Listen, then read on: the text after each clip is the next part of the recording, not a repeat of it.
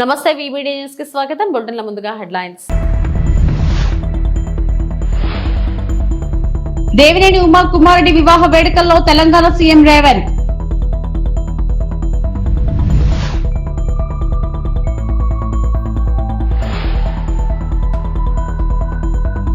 సింహాచలం ఘటన దురదృష్టకరం, హోంమంత్రి అనిత.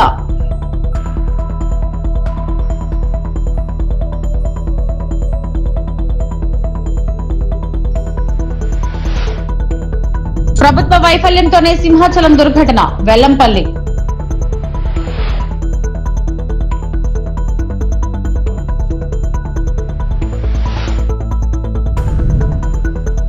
యాదగిరిగుట్ట శ్రీ లక్ష్మీనరసింహస్వామి సేవలో రాజేంద్ర ప్రసాద్.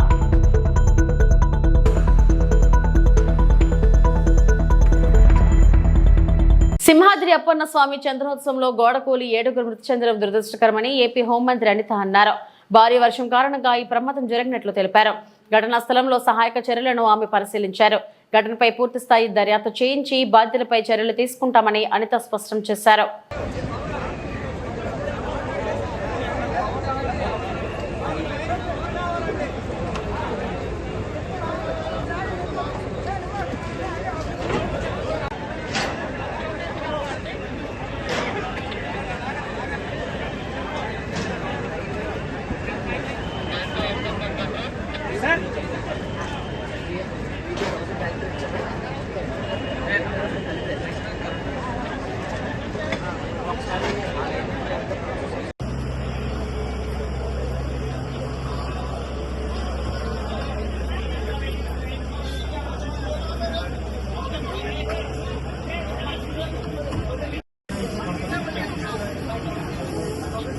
నిజరూప దర్శనం రోజున ఎర్లీ మార్నింగ్ మనకి 2:33 మధ్యలోనే ఇన్సిడెంట్ అనేది జరిగింది.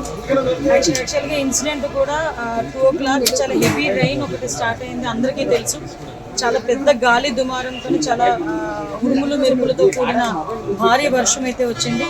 ప్రాథమిక నివేదిక ప్రకారం వర్షం ఏదైతే వచ్చిందో వాటర్ అంతా కూడా ఆ లూజ్ సాయిల్ వాటర్ అంతా కూడా కొంచెం లోపల దిగి ఆ గోడ కూలింది అన్నది ఒక ప్రాథమిక సమాచారం ప్రకారం వచ్చిన నివేదిక. ఇంకా కూలంకషంగా మా వాళ్ళందరూ కూడా ఎంక్వైరీ చేస్తున్నారు. అట్ ద సేమ్ టైం అక్కడ 300 రూపీస్ క్యూ లైన్ ఉంది. ఆ క్యూ లైన్ అక్కడ జస్ట్ కరువు ఉంటుంది అనమాట. అంతవరకు అంత హెవీ క్రౌడ్ కూడా లేరు. ఫస్ట్ కరువు మూలాన ఒక జస్ట్ కొంచెం క్రౌడ్ అక్కడ ఉన్నారు. అది మూవ్ అవుతూనే ఉన్నారు. ఎక్కడ కూడా మనకి ఆగిపోవడం కానీ అంటున్నది ఏం లేదు. చాలా అన్ఫార్చునేట్ థింగ్, ఆ గోడ పడిపోవడం వలన సుమారుగా 7 ప్రాణాలు కోల్పోవడం జరిగింది. అందులో 4 పురుషులు ఉన్నారు, 3 స్త్రీలు ఉన్నారు. ఇంకా మిగతా రెస్క్యూ ఆపరేషన్స్ కూడా జరుగుతున్నాయి. ఈ సంఘటన జరిగినది అని తెలిసిన వెంటనే ఇమీడియట్గా ఎస్డిఆర్ఎఫ్ బృందాలు, ఫైర్ డిపార్ట్మెంట్, పోలీస్ డిపార్ట్మెంట్, అదేవిధంగా ఇక్కడ పనిచేస్తున్న వాలంటీర్స్ చిన్నపిల్లలైనా వాళ్ళకి చేతులైతే దండం పెట్టాలి. నిజంగా వాలంటీర్స్ అయితే ఇమీడియట్గా కొంతమందిని బయటకు తీసుకొచ్చి అప్పటికప్పుడు హాస్పిటల్ కూడా తరలించారు. ఎన్డీఆర్ఎఫ్ టీం కూడా ఆన్బోర్డ్ అయింది. ఎన్డీఆర్ఎఫ్ టీములు 2, ఎస్డిఆర్ఎఫ్ టీంలో ఒక 2, fire department and police department అందరూ కలిసి రెస్క్యూ ఆపరేషన్స్ కూడా చేస్తున్నారు. ఈ మొత్తం అంతా క్లియర్ చేస్తున్నారు అందరూ కూడా. నిజంగా చనిపోయిన వాళ్ళ కుటుంబాలందరికీ కూడా ప్రగాఢమైన సంతాపం తెలియజేసుకుంటున్నాం. గవర్నమెంట్ తరఫున కూడా మ్యాక్సిమం అన్ని ప్రికాషన్స్ తీసుకున్నాం. కేవలం ఈ భారీ వర్షము అదేవిధంగా ఈ గాలి దుమారం వల్ల మ్యాక్సిమం జరిగిన ఇన్సిడెంట్, ఇది ఒక యాక్సిడెంట్. దయచేసి ఇంకా ఫర్దర్గా డీటెయిల్స్ అన్ని వస్తాయి. అన్ని యాంగిల్స్ మేము దర్యాప్తు చెప్తామండి. ఇది ఏ టైంలో కన్స్ట్రక్ట్ జరిగింది, ఏ స్కీమ్లో కన్స్ట్రక్ట్ జరిగింది, ఎవరు కాంట్రాక్టరు, ఎవరు ఇంజనీరు, ఎవరు క్వాలిటీ కంట్రోల్ ఎవరు చేశారు, ఎవ్రీథింగ్ మేము ఇందులో ఎంక్వైరీ చేసుకుంటాం. ఎందుకంటే ఇక్కడ ప్రాణాలు కోల్పోయారు, ఈజీగా వదిలేయాల్సిన అవసరం ఏం లేదు. ఇందులో గవర్నమెంట్ కూడా చాలా సీరియస్గా ఉంది. అన్ని కోణాల్లో నుంచి కూడా మేము విచారణ జరుపుతాం. ఎవరైతే బాధ్యులు ఉన్నారో బాధ్యులను కఠినంగా శిక్షించే ప్రక్రియ గవర్నమెంట్. ఇప్పుడు ఇంకా మేము ఐడెంటిఫై చేసుకుంటున్నాం. కంపల్సరీగా గవర్నమెంట్ నుంచి వాళ్ళు ఇంజురీస్ అరౌండ్ ఒక 3 మెంబర్స్ అని ఇంకా మనకి లిస్ట్ వస్తుంది. దేవస్థానం అధికారులు నిర్లక్ష్యమే. ఎందుకంటే ఒకసారి ఎంతమంది భక్తులు వస్తారని తెలిసి సరైన ప్రికాషన్స్ తీసుకోలేదు. నేను ప్రికాషన్స్ విషయంలో ఒక 2 days బ్యాక్ 3 days బ్యాక్ అంటే ఈ క్యూ లైన్లు మొత్తం ఆ క్యూ లైన్ అన్నీ మేము చెక్ చేసుకోవడం జరిగింది. ఇది అన్ఫార్చునేట్ థింగ్. అక్కడ గోడ ఉంది, గోడ ఉంది. ఆ గోడ పిల్లర్తో కట్టాడా, సిమెంట్తో కట్టాడా, బ్రిక్తో కట్టాడా అన్నది ఎవరు కూడా మేము చూసుకోవడానికి. కానీ విషయం ఏంటవుతుందంటే అక్కడ విపరీతంగా వర్షం పడింది. మీకు తెలుసు, మీరు ఆ టైంలో ఉన్నారు. నేను కూడా వర్షంలో తడుచుకుని దర్శనం చేసుకుని వచ్చాను. నేనే కాదు, పట్టు వస్త్రాలు సమర్పించడానికి వచ్చిన రెవెన్యూ మినిస్టర్ గారు కూడా వర్షంలో తడుచుకుని వెళ్ళారు. భారీ వర్షం తడుచుకుని వెళ్ళాను. ఈ వర్షం నేను దర్శనం చేసుకుని బయటకు వచ్చాను. ఇలా ఇన్ఫర్మేషన్ వచ్చింది గోడ కూలిందని. 1 or 2 ఇంజురీస్ అన్నారు. అయినప్పటికీ కూడా నేను వచ్చి చూస్తానని చెప్పి నేను పుట్అవుట్ వచ్చాను. అప్పటి నుంచి ఇప్పటి వరకు మేము ఇక్కడే ఉండడం జరిగింది. అంటే ఎక్కడ కూడా రెస్క్యూ ఆపరేషన్స్లో కానీ నిర్లక్ష్యం వహించడం కానీ ఎక్కడ కూడా నేను చేయలేదు. ఇమీడియట్గా క్షతగాతులు ఎవరైతే ఉన్నారో వాళ్ళందరినీ కూడా హాస్పిటల్కి తీసుకెళ్ళి మేము పంపించడం జరిగింది. మిగతా రెస్క్యూ ఆపరేషన్స్ కూడా జరుగుతున్నాయి. ప్లీజ్ మిగతా అన్ని కార్యక్రమాలు చూసుకోవాలి. మాజీ మంత్రి దేవినేని ఉమామహేశ్వరరావు కుమారుడి వివాహ వేడుకలో తెలంగాణ సీఎం రేవంత్ రెడ్డి పాల్గొన్నారు. నూతన వధూవరులు నిహార్ సాయి నర్మదను ఆశీర్వదించారు. వివాహ వేడుకల్లో నారా భువనేశ్వరి, మంత్రి లోకేష్ సహా పలువురు మంత్రులు, రాజకీయ ప్రముఖులు పాల్గొన్నారు. ముందుగా వివాహ వేడుకల్లో పాల్గొనేందుకు విజయవాడ చేరుకున్న రేవంత్ కు మంత్రులు పయ్యావుల కేశవ్, నిమ్మల రామానాయుడు, బీసీ జనార్దన్ రెడ్డి, మచిలీపట్నం ఎంపీ వల్లభనేని బాలశౌరి స్వాగతం పలికారు.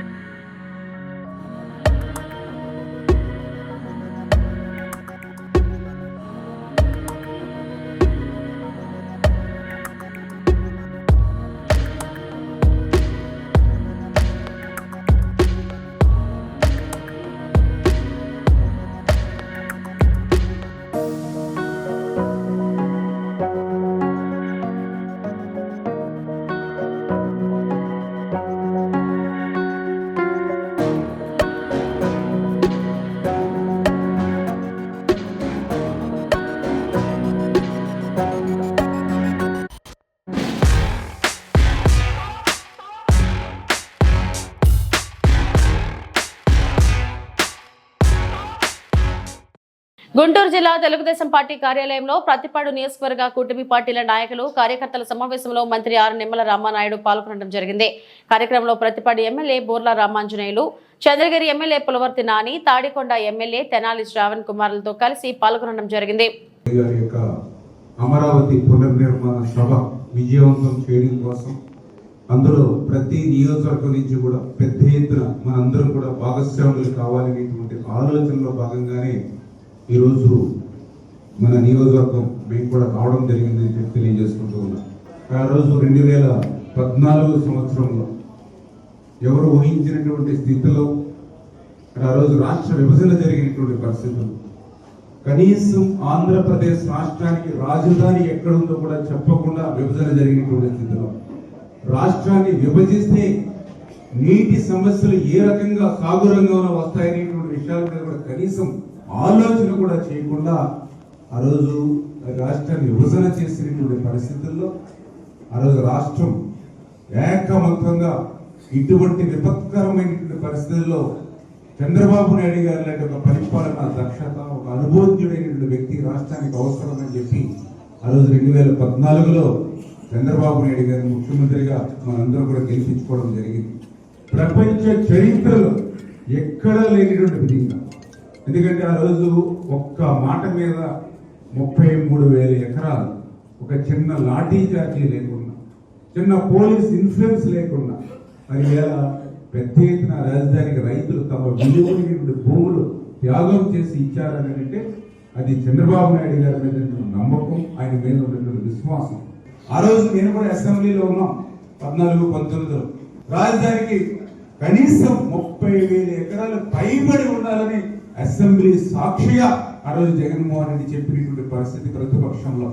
ఆయన గాని, ఆయన దగ్గర ఉన్నటువంటి నాయకులు గాని అందరూ కూడా చెప్పారు పదే జగన్మోహన్ రెడ్డి మగోడు, అందుకే రాజధానిలో ఇల్లు కట్టుకున్నాడు, ఒక్క అంగుళం కూడా అమరావతి కదలదు అని చెప్పి ఆ రోజు 2019 ఎన్నికల ముందు మనందరినీ కూడా నమ్మించి మోసం దగా ఏ రకంగా అధికారంలో వచ్చాక చేశాడో మేము గుర్తు చేసుకోవాలన్నటువంటి పరిస్థితి ఉంది. అమరావతి కాదు 3 ముక్కలు అన్నాడు. కొన్ని 3 ముక్కలైనా ఎక్కడ ఒక ఇటు ముక్క పెట్టాడంటే అది లేదు, అమరావతి లేదు, అటు 3 ముక్కలు లేవు. ఆ రకంగా మళ్ళీ రాష్ట్రానికి రాజధాని ఏది అని అంటే ఒక విద్యార్థిని ప్రశ్నిస్తే సమాధానం చెప్పలేనటువంటి స్థితికి ఆంధ్రప్రదేశ్ రాష్ట్రాన్ని దిగజారు చేసినటువంటి పరిస్థితి మనందరం కూడా చూసాం. మరి అటువంటి స్థితి నుంచి మళ్ళీ ఈరోజు చంద్రబాబు నాయుడు గారు, ఎందుకంటే మీ అందరి ఆశీర్వాదంతో మళ్ళీ ఈరోజు ఒక ప్రజా ప్రభుత్వం, తెలుగుదేశం, జనసేన, బీజేపీ ఒక ప్రజా ప్రభుత్వం ఈరోజు మళ్ళీ అధికారంలోకి వచ్చింది.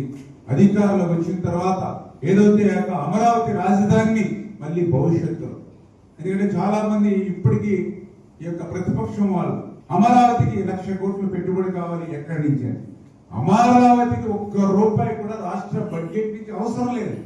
అమరావతి ఒక సెల్ఫ్ ఫైనాన్స్ ప్రాజెక్ట్. అది అమరావతి నుంచే 1,00,000 కోట్లు ఆంధ్రప్రదేశ్ రాష్ట్రానికి వస్తాయి అన్నటువంటి విషయం తెలిసి కూడా ప్రజలు ఏమార్చి మళ్ళీ మోసం దాగా చేయడానికి, అంటే ఒక్క అబద్ధాన్ని 100 సార్లు చెప్తే అది నిజమవుతుంది అనేటువంటి ఆలోచనతో ఉన్నటువంటి జగన్మోహన్ రెడ్డి ఆయన మొట నిత్యం చేసేటువంటి పని. మరి అటువంటి అమరావతి రాజధాని మళ్ళీ పునర్నిర్మాణం మరి రేపు నరేంద్ర మోడీ గారి యొక్క మరి చేతుల మీదకి పునర్నిర్మాణం ఏదైతే ప్రారంభిస్తున్నారో దాంట్లో ఖచ్చితంగా మనందరం కూడా మన కుటుంబ సభ్యులతో మనందరం కూడా భాగస్వాములు అవ్వాలి. పిసిసి రాష్ట్ర అధ్యక్షురాలు షర్మిలను పోలీసులు గృహ నిర్బంధం చేశారు. మే 2న ప్రధాని మోడీ అమరావతి పర్యటన నేపథ్యంలో ఉద్గండ రాయనిపాలెంలో 2015లో ప్రధాని మోడీ శంకుస్థాపన చేసిన ప్రాంతంలో పర్యటిస్తారని షర్మిల ప్రకటించారు. అప్రమత్తమైన పోలీసులు షర్మిలను విజయవాడలోని ఆమె నివాసంలో గృహ నిర్బంధం చేశారు. దీనిపై ఆగ్రహం వ్యక్తం చేసిన షర్మిల తనను ఎందుకు గృహ నిర్బంధం చేశారో చెప్పాలంటూ పోలీసులతో వాగ్వాదానికి దిగారు. తనను వెళ్లనివ్వాలంటూ ముందుకు వెళుతుండగా పోలీసులు అడ్డుకునే ప్రయత్నం చేశారు. ఈ క్రమంలో స్వల్ప తోపులాట జరిగింది. కాసేపటి తర్వాత ఆమె రోడ్డు మార్గంలో విజయవాడలోని పార్టీ కార్యాలయానికి వెళ్లారు.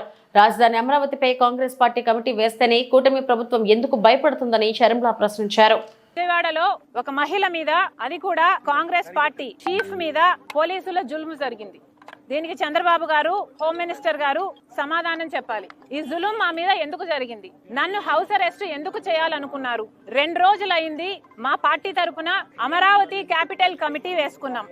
మనకు రాజధాని అమరావతి కాబట్టి ఆ రాజధాని మీద యాక్షన్ ప్లాన్ ఎలా ఉండబోవాలి, అమరావతి రాజధాని మీద రీసెర్చ్ చేయడం అయితేనేమి, యాక్షన్ ప్లాన్ అయితేనేమి, పార్టీ తరపున మేము చేయాల్సిన కార్యక్రమాలు అయితేనేమి, అడగాల్సిన ప్రశ్నలు అయితేనేమి, ఇవన్నీ చూసుకోవడానికి కాంగ్రెస్ పార్టీ అమరావతి క్యాపిటల్ కమిటీని వేసింది. ఇది 28వ తేదీన వేశాము. ఈ రోజు 30వ తేదీ. మేము ఒక కమిటీని వేసుకుంటేనే మీకింత భయం అయితే మరి మీరు ఏమి దాచిపెట్టాలని చూస్తున్నారు? ఈ రోజు కార్యక్రమము కేవలం నేను పార్టీ ఆఫీసుకు వెళ్లి అక్కడ మోడీ గారు అమరావతికి వస్తున్నారు కాబట్టి మా యాక్షన్ ప్లాన్ ఎలా ఉండాలి అని డిస్కస్ చేయడానికి నేను ఆఫీసుకు బయలుదేరితే కూడా నన్ను హౌస్ అరెస్ట్ చేశారు. ఇది ఎక్కడి న్యాయమని అడుగుతున్నాం. ఆ తర్వాత కూడా మోడీని అడగాల్సిన ప్రశ్నలు ఏమిటి అని మా కమిటీ అధ్యయనం చేసింది కాబట్టి, రీసెర్చ్ చేసింది కాబట్టి మేము మోడీ గారిని ఏమి డిమాండ్ చేయాలనుకుంటున్నాము ఇవన్నీ కూడా నేను ఆఫీస్ కు వెళ్లబోయే మీటింగ్ లో డిస్కస్ చేద్దామని వెళ్ళబోతే ఈ రోజు నన్ను హౌస్ అరెస్ట్ చేశారు. ఏమండి, మన ఆంధ్ర రాష్ట్రంలో పబ్లిక్ ఇష్యూస్ గురించి మాట్లాడకూడదా? మీటింగ్లు పెట్టుకోకూడదా? ఏదైనా మీటింగ్లు ప్లాన్ చేస్తే హౌస్ అరెస్ట్ చేస్తారా? ఇదే కూటమి వైఖరియా? ఇలాగే ఉండబోతుందా? వ్యాన్లు పోలీసులను దించారు. మేము కాదు కదా ఇక్కడ లా అండ్ ఆర్డర్ ప్రాబ్లం సృష్టిస్తున్నది. మేము కాదు కదా ఇక్కడ ప్రజలకు అన్యాయం చేస్తున్నది. ఎవరు చేస్తున్నారు? ఒక స్పెషల్ స్టేటస్ విషయంలోనైనా, ఒక పోలవరం విషయంలోనైనా, ఒక రాజధాని విషయంలోనైనా ఎవరు అన్యాయం చేస్తున్నారండి? కనీసం ప్రతిపక్షంలో ఉన్న వాళ్ళ మేము కనీసం ప్రశ్నించడానికి, మేము మీటింగ్లు పెట్టుకుని యాక్షన్ ప్లాన్ ఏంటో డిసైడ్ చేయడానికి కూడా మాకు అధికారం లేదా? మేము అమరావతి క్యాపిటల్ కమిటీని వేస్తేనే మీకంత భయం అయితే ఇక మేము ఏదైనా ప్రొటెస్ట్ చేయాలనుకుంటే ఇక అసలు మమ్మల్ని చంపేస్తారో ఏమో. దేనికి వాడతారో మీ పోలీస్ ఫోర్స్ ని? దేనికి వాడాలనుకుంటున్నారు? మీకు గులాంగిరి చేయించుకోవాలనుకుంటున్నారా? కూటమి సర్కార్ ఆన్సర్ చెప్పాలి. ఇది చాలా చాలా అన్యాయం. ఇంకోసారి నెవర్ డూ దిస్. మీ పోలీసులు వచ్చారు, నన్ను హౌస్ అరెస్ట్ చేశారు, ఆ క్రమంలో నా మీద చెయ్యి కూడా వేశారు. This is not right. మహిళల మీద దిస్ కెనాట్ బి టాలరేటెడ్. ఇది మీకే అవమానకరం. Never ever do this again. House అరెస్ట్లు ఎందుకు చేస్తారండి? మాకు ఏ హక్కు లేదండి? ధర్నాలు చేసుకునే హక్కు లేదా? ప్రొటెస్ట్లు చేసే హక్కు లేదా? ప్రజల తరపున ప్రశ్నించే హక్కు లేదా? నియంతల్లా మారకండి. This is not right. మీకున్నది police force, law and order కాపాడడానికి. ఇప్పటికే మహిళల మీద జరిగే అత్యాచారాలలో ఆంధ్ర రాష్ట్రం 3వ స్థానంలో ఉంది. మీ శ్రద్ధ, మీ దృష్టి అంతా ఆడవాళ్ళను రక్షించడంలో పెట్టండి, ఆడవాళ్ళ మీద చేతులు చేసుకోవడంలో కాదు. ఇది అన్కాన్స్టిట్యూషనల్ కాదా? కాన్స్టిట్యూషన్ నాకు రైట్ ఇవ్వలేదా? నా ఇంటి నుంచి నేను బయటికి పోవడానికి పోలీసుల పర్మిషన్ కావాలా? కూటమి ప్రభుత్వం కావాలి. సింహాచలం శ్రీ వరాహలక్ష్మీ నరసింహస్వామి చంద్రోత్సవంలో పాల్గొని స్వామివారి నిజరూప దర్శనం కోసం వెళ్లిన భక్తులు 7 గోడకూలి దుర్మరణం చెందడం దురదృష్టకరమని దేవాదాయ శాఖ మాజీ మంత్రి వెల్లంపల్లి శ్రీనివాస్ అన్నారు. సింహాచలం దుర్ఘటనకు ఖచ్చితంగా ప్రభుత్వ వైఫల్యమే కారణమని హైదరాబాద్లోని తన నివాసంలో మీడియాతో మాట్లాడిన ఆయన స్పష్టం చేశారు. సింహాచలం ఆలయంలో ఏటా ఆనవాయితీగా జరిగే చందనోత్సవాన్ని నిర్వహించడంలోనూ కూటమి ప్రభుత్వం ఘోరంగా విఫలమైందని, కూటమి పార్టీలు హిందువులను ఓటు బ్యాంకుగానే వాడుకుంటున్నాయని, దేవాలయాల సంరక్షణ వాటి అభివృద్ధితో పాటు హిందువుల మనోభావాలు కాపాడడంలో ఈ ప్రభుత్వం తీవ్ర నిర్లక్ష్యం చూపుతోందని అన్నారు. హిందువులు ఎవరైతే భక్తులు ఉన్నారో వాళ్ళకి సౌకర్యాలు కల్పించడంలో కానీ పూర్తిగా కూడా నిర్లక్ష్యం వహిస్తుంది. దీనికి ఉదాహరణగా చెప్పాలంటే మనం 2014 నుంచి 19 వరకు కనుక చూసుకుంటే ఆ రోజున ఎన్డీఏ కూటమి ప్రభుత్వం దుర్మార్గంగా కృష్ణ పుష్కరాలని చెప్పని విజయవాడ నగరంలో ఎన్ని దేవాలయాలు కూల్చేశారు. ఆ దేవతామూర్తుల్ని మున్సిపల్ కార్పొరేషన్ వ్యాన్లలో తరలించడం మనం చూసాం. మున్సిపల్ చెత్త బండుల్లో దేవుడి విగ్రహాలు తీసుకెళ్లిన పరిస్థితి 2014 నుంచి 19 టైంలో చూసాం. అలాగే గోదావరి పుష్కరాల్లో దాదాపుగా సుమారుగా 29 మంది పబ్లిసిటీ పిచ్చి కోసం 29 మంది చనిపోయడం చూశాం. ఇలా దుర్మార్గంగా కూటమి ప్రభుత్వం వచ్చిందంటే హిందూ భక్తులందరికీ కూడా చనిపోవడం అనేది ఒక ఆనవాయితీగా ఈ కూటమి ప్రభుత్వం పనిచేస్తుంది. అదేవిధంగా ఈరోజు సింహాచలంలో 7 చనిపోవడం అనేది ఇది ఎంతవరకు సమంజసం? కూటమి ప్రభుత్వం ఏం చేస్తుంది? ఏర్పాట్లు సింహాచలం దేవాలయంలో ఎందుకు ఏర్పాట్లు చేయలేదు? ఏదో చంద్రోత్సవానికి చంద్రబాబు గారు వస్తారు, పవన్ కళ్యాణ్ గారు వస్తారు, వీఐపీలు వస్తారని చెప్పని అడావుడిగా నాసు రకంతో ఒక గోడ నిర్మించారంట. అది 4 రోజుల్లో గోడ నిర్మించారంట. భక్తులు చనిపోవాల్సిన పరిస్థితి. అంటే లక్షలాది మంది భక్తులు వచ్చేటప్పుడు కనీసం నిర్మాణాలు చేపట్టే దాంట్లో క్వాలిటీ కానీ టైం కానీ చూసుకోవాల్సిన పని లేదా? పని లేదా అంటున్నా. వీళ్ళు చందనోత్సవం మీటింగుల్లో చేసేది ఏంటంటే రివ్యూ మీటింగ్ ఒకసారి జరిగింది. ఆ మీటింగ్లో ఎమ్మెల్యేలు నాకు టికెట్లన్నీ, మీకు టికెట్లన్నీ, మాకు పాసులన్నీ, మాకు గౌరవం లేదని చెప్పని సాక్షాత్తు అక్కడ ఎమ్మెల్యే బండారు సత్యనారాయణమూర్తి గారు మాట్లాడారు. ఆల్రెడీ వాళ్ళు టికెట్లు పాసుల కోసం మాట్లాడారు తప్ప భక్తుల సౌకర్యాల్లో కానీ భక్తుల అక్కడ అవసరానికి కావాల్సిన పనుల్లో కానీ ఎక్కడా కూడా చొరవ చూసిన పరిస్థితి లేదు. హోమ్ మినిస్టర్ అదే జిల్లాలో ఉంటారు. అదేవిధంగా మన ఎవరో రెవెన్యూ మినిస్టర్ గారు ఉన్నారంట అక్కడ. మరి ఎండోమెంట్ మినిస్టర్ గారు వెళ్ళారో వెళ్ళలేదో తెలియదు. కనీసం అక్కడ మహిళలు చెప్తున్నారు, ఈరోజు టీవీలో చూస్తుంటే మనకు అర్థమవుతుంది, కనీసం బాత్రూమ్ సౌకర్యాలు కూడా ఏర్పాటు చేయలేదు ఈ కూటమి ప్రభుత్వం అనేది అక్కడున్న భక్తుల నుంచి వచ్చిన ఆవేదన. ఇందులో ఏదో అపచారం జరిగిందని మాత్రం మాకు అర్థమవుతుంది. డెఫినెట్ గా ఈ కూటమి ప్రభుత్వం దేవాలయాల దాంట్లో కానీ హిందూ దేవుళ్ళలో కానీ హిందూ భక్తుల్లో ఏదో అపచారం జరుగుతుందని మాత్రం అర్థమవుతుంది. ఎందుకంటే మొన్నటికి మొన్న ముక్కొట్టినాడు, దాదాపు 4 నెలల వస్తుంది ఇంచుమించుగా. ఎప్పుడు కూడా తిరుపతి చరిత్రలో ఎప్పుడైనా తిరుపతి చరిత్రలో 6 చనిపోయిన పరిస్థితి చూసామా? 6 చనిపోయారు. దాదాపు 40 మంది పైన పడి వాళ్ళందరికీ కూడా వివిధ రకాలుగా ఇబ్బందులు పడి వాళ్ళ ప్రాణాలు ఏం కోల్పోలేదు. అది వచ్చినప్పుడు కూడా కనీసం ఈ సింహాచలం చంద్రోత్సవానికి మనం బాధ్యత తీసుకోవాలని చెప్పని కనీసం కూటమి ప్రభుత్వం చర్యలు తీసుకోకపోవడం చాలా బాధాకరం, చాలా బాధాకరం. నేను గౌరవ డిప్యూటీ సీఎం గారికి మీ ద్వారా కోరుకుంటున్నాను, జరగని అపచారానికి మీరు దీక్షలు చేశారు, చాలా బాగానే ఉంది పని, దీక్షలు చేశారు. అది జరిగిందా జరగలేదో వెంకటేశ్వర స్వామి ఆ కోర్టులో తీర్పులు చెప్తాయి. కానీ ఇప్పుడు జరిగిన అపచారాలు, టీటీడీలో 6 చనిపోయారు, సింహాచలంలో ఇప్పటికి 7 చనిపోయారు. ఇప్పుడు చేయాలి మీరు దీక్షలు, ఇప్పుడు చేయాలి మీరు సంప్రోక్షణలు. తెలంగాణలోని ప్రముఖ పుణ్యక్షేత్రం యాదగిరిగుట్ట శ్రీ లక్ష్మీ నరసింహస్వామి ఆలయాన్ని ప్రముఖ సినీ నటుడు రాజేంద్ర ప్రసాద్ దర్శించుకున్నారు. ఆలయ సిబ్బంది ఆయనకు స్వాగతం పలికి దర్శన ఏర్పాట్లు చేశారు. స్వామివారి సువర్ణ పుష్పార్చన పూజలో రాజేంద్ర ప్రసాద్ పాల్గొన్నారు. అనంతరం అర్చకులు వేదాశీర్వచనం చేసి తీర్థ ప్రసాదాలు అందజేశారు.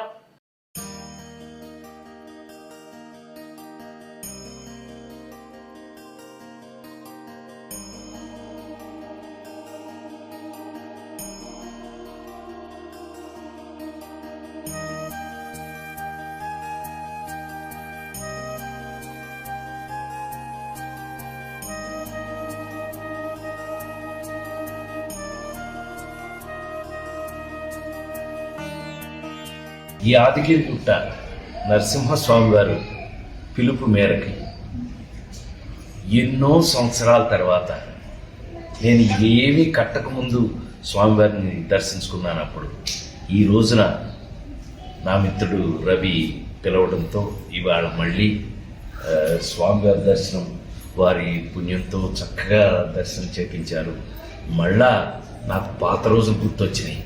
కానీ ఇంత గొప్పగా డెవలప్ చేసి ఇంత అద్భుతంగా ఈ ప్రాంతాన్ని తీర్చిదిద్దారు.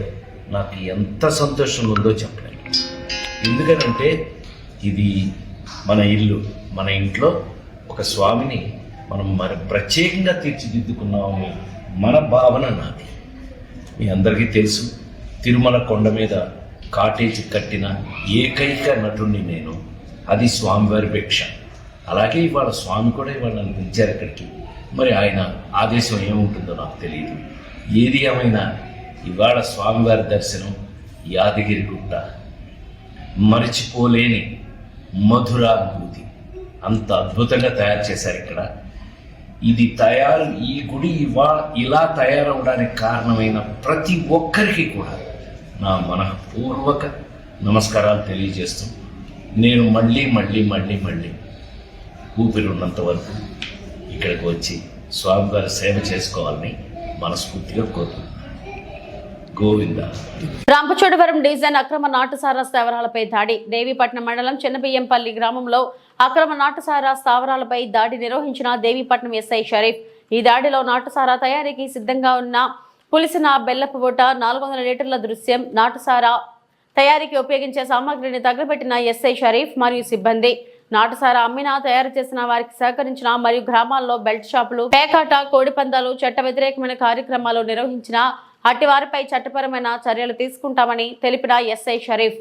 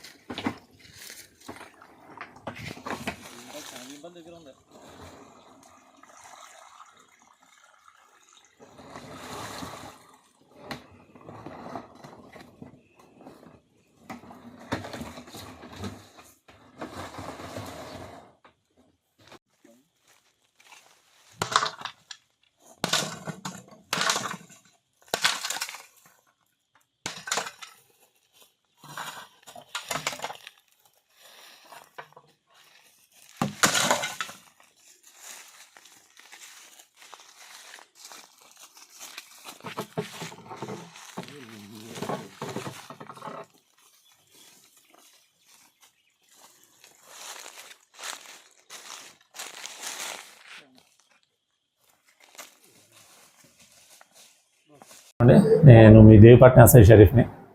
దేవీపట్నం మన పిఎస్ పరిధిలో అక్రమ నాటుసారా కానీ, బెల్ట్ షాపులు కానీ, ఇప్పటివరకు నాటుసారా వ్యాపారాలు చేసే 11 మందిని అరెస్ట్ చేసి జ్యుడిషియల్ రిమాండ్ పంపడం జరిగింది. 13 కేసుల్లో 14 మంది అరెస్ట్ చేయడం జరిగింది. అలాగే 300 లీటర్లు సీజ్ చేయడం జరిగిందండి. ఈ బెల్ల పూట అనేది సుమారుగా 3000 లీటర్లు ధ్వంసం చేయడం జరిగింది.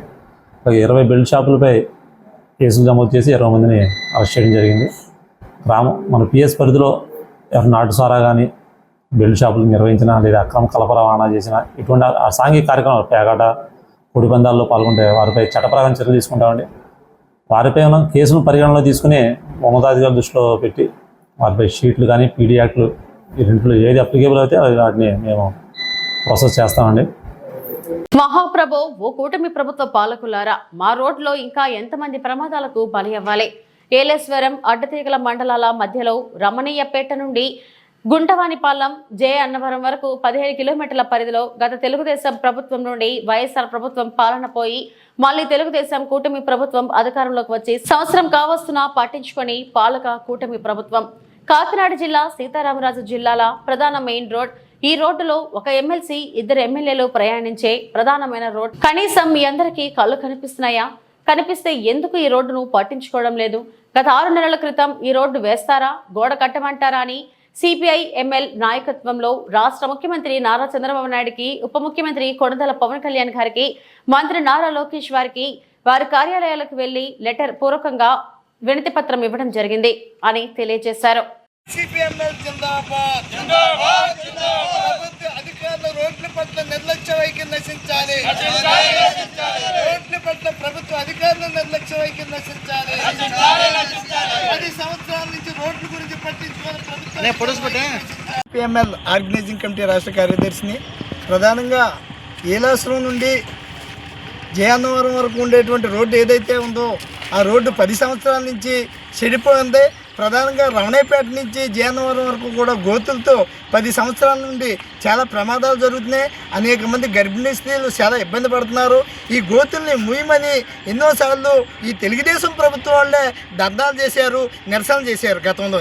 మరి అధికారంలోకి వచ్చిన తర్వాత తెలుగుదేశం నాయకులు నిద్రపోతున్నారా, వాళ్ళ కళ్ళు కనిపించలేదా అని సిపిఎంఎల్ పార్టీ తీవ్రంగా విమర్శిస్తూ ఉంది. ఎందుకంటే మీరు ఎమ్మెల్యే అవ్వకముందు ఇదే రోడ్డు మీద ధర్నా చేశారు. మీరు ధర్నా చేసి ఇవాళ మీరు నిద్రపోతున్నారు. సంవత్సరం అయింది. సంవత్సరం బట్టి నుంచి కూడా మీరు ఇవాళకే కూడా ఈ గోతుల గురించి కనీసం పట్టించుకోలేదు. రోడ్లు వేయటం లేదంటే మీ యొక్క నిర్లక్ష్య వైఖరి. మేము పవన్ కళ్యాణ్ గారిని కలిసాం, అలాగే లోకేష్ గారిని కలిసాం, చంద్రబాబు నాయుడు గారిని కలిసాం. వీళ్ళందరికీ వినతి పత్రాలు ఇచ్చి ఈ వేళకి 6 నెలలు సుమారు అవుతుంది. వాళ్ళు అత్తమాని కూడా ఫోన్లు రోడ్డు వేస్తున్నారట కదా, రోడ్డు అంతా కూడా లైన్ అయిపోయిందట కదా అని అక్కడి నుంచి మాకు ఫోన్లు వస్తున్నాయి తప్ప ఇక్కడ రోడ్డు వేసిన వాళ్ళు లేడు. ఏంటి ఈ యొక్క సుధాకర్ ఇన్ఫో వాళ్ళు కాంటాక్ట్ తీసుకుని వాళ్ళు వదిలేశారా, వాళ్ళు వేస్తారా, లేకపోతే వేరే వాళ్ళు కాంటాక్ట్ ఇస్తున్నారా, అసలు ఈ రోడ్డు వేస్తారా వేయరా ఏంటి అని తెలుగుదేశం కూటమి ప్రభుత్వాన్ని మేము తీవ్రంగా విమర్శిస్తూ ఉన్నాం. ఎందుకంటే ఇక్కడ ఒక ఎమ్మెల్సీ వెళ్తాడు, 2 ఎమ్మెల్యేలు వెళ్తారు, ఇంకా ప్రజాప్రతినిధులు అందరూ కూడా ఈ రోడ్డుని వెళ్తున్నారు. ఇది అల్లూరు సీతారామరాజు జిల్లాకి అలాగే కాకినాడ జిల్లాకి ప్రధానమైన రోడ్డు. ఈ రోడ్డు ఏజెన్సీకి శవద్వారం అయినటువంటి రోడ్డుని ఈ అధికారులు మరి ఎందుకు పాలకులు నిద్రపోతున్నారో మాకు అర్థం అవటం లేదు. అంటే ఈ అధికార పార్టీ నాయకులకి ఏమైనా ఫార్మాలిటీలు కుదరలేదా ఈ రోడ్డు కాంట్రాక్ట్లో వేసే వాళ్ళకి? కృష్ణా జిల్లా మచిలీపట్నం నందు వర్క్ బోర్డుపై అవగాహన సదస్సు కార్యక్రమం నిర్వహించడం జరిగింది. జాతీయ పార్టీ మరియు రాష్ట్ర పార్టీ సూచన మేరకు ఈ రోజు వేమూరి వెంకట సుబ్బయ్య కళ్యాణ మండపం మచిలీపట్నం నందు జరిగిన వక్ఫ్ బోర్డు చట్టంపై అవగాహన సదస్సులో పాల్గొన్న డాక్టర్ ముల్లపూడి రేణుక. ఈ కార్యక్రమంలో బీజేపీ రాష్ట్ర అధికార ప్రతినిధి పి రవికిరణ్, మైనారిటీ మోర్చా రాష్ట్ర జనరల్ సెక్రటరీ సయ్యద్ బాషా, బీజేపీ నాయకులు జిల్లా కన్వీనర్ పి కృష్ణకాంత్, జిల్లా ప్రధాన కార్యదర్శి జిల్లా కన్వీనర్ శేషుకుమార్, పార్టీ నాయకులకు, కార్యకర్తలకు మరియు మైనారిటీ మోర్చా తదితర నాయకులు పాల్గొన్నారు. భారతదేశం సమగ్రంగా ముందుకు వెళ్ళాలి అంటే అన్ని వర్గాలు అన్ని దగ్గర అభివృద్ధి, సమగ్రమైనటువంటి అభివృద్ధి జరిగితేనే ముందుకు మనం ఏదైతే కలలు కంటున్నామో, ఏదైతే మన నినాదం ఉందో వికసిత్ భారత్, అది సాధించాలి అంటే సమాజంలో ఉన్న అన్ని వర్గాలు బాగుండాలి, సంతోషంగా ఉండాలి, అభివృద్ధి చెందాలి అనేటువంటి ఆలోచనతో వారు చేస్తున్నటువంటి కార్యక్రమాలు, ఒకవైపు అభివృద్ధి కార్యక్రమాలు, మరొక వైపు సంక్షేమ కార్యక్రమాలు, మరొక వైపు విప్లవాత్మకమైనటువంటి మార్పులు.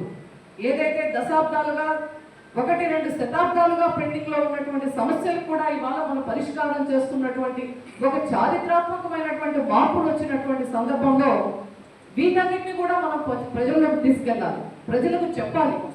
చెయ్యటం ఎంత ముఖ్యమో చేసింది చెప్పుకోవడం అంతకన్నా ముఖ్యం రాజకీయాల్లో.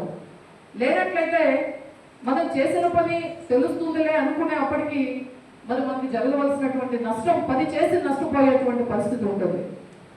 కాబట్టి ఈరోజు ఏదైతే ఇంతకు ముందు రవికిరణ్ గారు చెప్పారు, చాలా అంశాలు వారు స్పృశించారు. ఈ యొక్క చట్టం గురించి కూడా ఎలా ఉంది అవన్నీ కూడా వారు చెప్పారు. మనకి చాలా చారిత్రాత్మకమైనటువంటి బిల్స్ను మనం ప్రవేశపెట్టడం జరిగింది.